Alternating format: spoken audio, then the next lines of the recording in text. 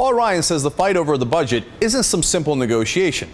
He says House Republicans aren't just trying to score political points.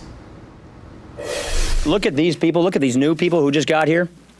You know, they didn't come here for a political career. That's right. They came here for a cause. This is not a budget. This is a cause. But what is that cause? Is it ideological or is it really financial, i.e. to help the richest people in the country? See, look, that's not a theoretical question. It's real. Because there are people in this country who've decided that buying our government is a really good investment. And they're real people, and two of them happen to be brothers. Their names are Charles and David Koch. They are the billionaire brothers who own Koch Industries, an oil and gas giant. The Koch brothers are everywhere. Now, a new report from Tony Kark at the Center for American Progress spells out the full reach of their political empire. The story starts in 1980, when David Koch was the Libertarian Party's vice presidential candidate. David Koch's platform was far, far right of Ronald Reagan. He wanted to eliminate corporate taxes altogether. He wanted to abolish Social Security. And are you ready for this? Koch even called for getting rid of public schools entirely. But it didn't work out. They lost to Reagan, who was far too much of a lefty for their taste. So the Koch brothers came to an interesting conclusion. If you can't beat them, buy them. Instead of trying to be politicians, they started using their money to influence politicians, which proved to be a far more effective strategy. First, they needed to give their extremist ideology the veneer of credibility. So they began funding the so-called think tanks. In the last 15 years alone, they've given $85 million to 85 different groups. Some of the amounts are jaw-dropping. According to the Center for American Progress, they gave over $13 million to the Cato Institute during that period, $12 million to the Citizens for a Sound Economy, $4 million to the Heritage Foundation. In other words, when you hear someone from the Cato Institute quoted in the news, and he's casting doubt on global warming, keep in mind that Charles Koch actually founded the Cato Institute, and that Koch Industries subsidiaries have paid millions in environmental fines. That's not some neutral, objective report you're hearing from the Cato Institute. It's a report that was bought and paid for by Koch Industries for a very specific purpose, so they can make more money by avoiding pollution regulations. The think tanks are to influence politicians and to end the debate in D.C. But in case that's too subtle, they also decided to actually invest a lot of money directly into politicians themselves. They've given $11 million to federal candidates since 1990. 89% of that, of course, went to Republicans. Seeing that the strategy is working, they've actually stepped up their spending recently. Americans for Prosperity, which reportedly gets millions from the Koch brothers, spent $45 million in the last elections. In that last election, Koch Industries Political Action Committee gave to 62 of the 87 freshman House Republicans. This is a Koch-fueled Congress. The Kochs and their affiliates gave to 13 gubernatorial candidates in the last cycle.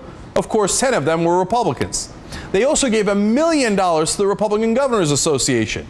The list of governors they helped to elect includes Scott Walker and John Kasich, both of them who just happen to be rabid union busters. And that brings us to where we are in politics today.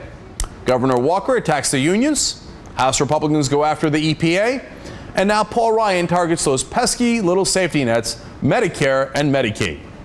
The Koch brothers are closing in on checkmate. Citizens United allowed them to pour in an unlimited amount of money into political campaigns. And now they have announced plans to spend $88 million on the 2012 election. They figured out the matrix. Our politicians are up for sale, and it's a good return on their investment. And the Kochs plan to do a lot more buying. With me now is Tony Kark. He is the policy director for the Center for American Progress Action War Room and the author of that new report. Now, first, great to be with you. It's great to have you here. This isn't just about the Koch brothers. The problem is anybody can buy these politicians, and a lot of billionaires and millionaires do. But they are a perfect example here. What I found interesting is the first thing they did was to go buy the think tanks. Why do you think they did that? Well, I think they wanted to, number one, keep their money under the radar, so they were funding the right-wing think tanks that could start building the policy case for the agenda that they're trying to push. And that agenda is one that puts their business interests above those of middle-class families. And they seem to have really stepped up their spending these days, and they have a lot more of a public profile, partly because of some of the research that's been done on them, including by you guys, us, etc. But it seems like they're a little bit more brazen these days. Do you think that's because of Citizens United, where they think, what difference does it make? We can buy these elections any way we like. Who cares if people know? I mean, I'm not entirely sure if it's, I mean, I think Citizens United is a part of that, but I also think it was just the situation, the environment that we're in now, where there was a lot of public anger in 2009 after the economy was brought to its knees, and they were able to, help organize the Tea Party rallies and kind of use that public anger to help further their ideological agenda, which is to get rid of government, and that will help pad their profits, and at the same time it's going to be hurting everybody else. Yeah, it's, I think, a perfect storm. You've got the Tea Party coming in, you've got Citizens United that lets them spend unlimited money, and at the same time they see, my God, this is a better return on investment than I imagined. The Republicans are giving us everything we wanted, right? So when you put all that together, they think, okay, it's winning time, right?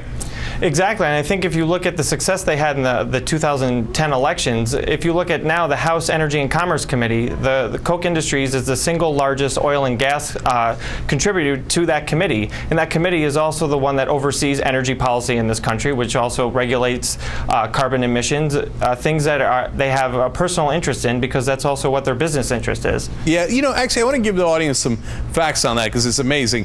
They've given to 22 Republicans on that committee a total of $279,500. They've also given to 5 Democrats on that committee a total of $32,000, because they're in the energy business. So of course they're going to go by the Energy Committee. And there's a note from the Hill, which was great. House Democrat Jerry Connolly says he wants to change the title of the bill that would go after the EPA to the Koch Brother Appreciation Act. How accurate is that? I mean, how swamped is that Energy Committee by Koch money? I mean, I think the facts speak for themselves. Like the numbers that you just threw out, I think show exactly the type of influence that they have on that committee. And I would also add to that the head of the Americans for Prosperity co-authored an op-ed with the chairman of the House Energy and Commerce Committee just on how bad the EPA would be to regulate carbon emissions. So it's money on one hand, but it's also the access that they have with the lawmakers as well.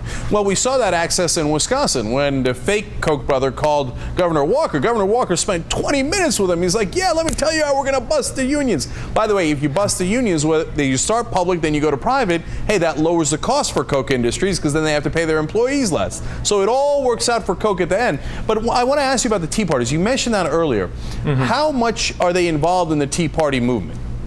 Well, I think, a lot of this, I'd like to say, has been a lot of research done by my colleagues at Think Progress, just when the Tea Parties began and who helped organize them, who helped give them materials and show them the way to protest government and to make their voices heard. When you look back at that, a lot of that went through Americans for Prosperity, which goes back to Charles and David Koch.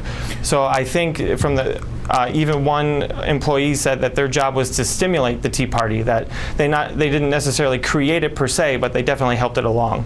Right, and I gotta be honest, it was a brilliant strategy, because right. They've got all these guys who are now doing them favors. They're trying to kill the EPA for the Koch Industries. It's money well spent. Tony Kark, great research. Thank you for joining us. We really appreciate it. Thank you for having me. Thank you, man. And by the way, that the protests are funded by the Koch Industries when the huge buses show up that they've paid for.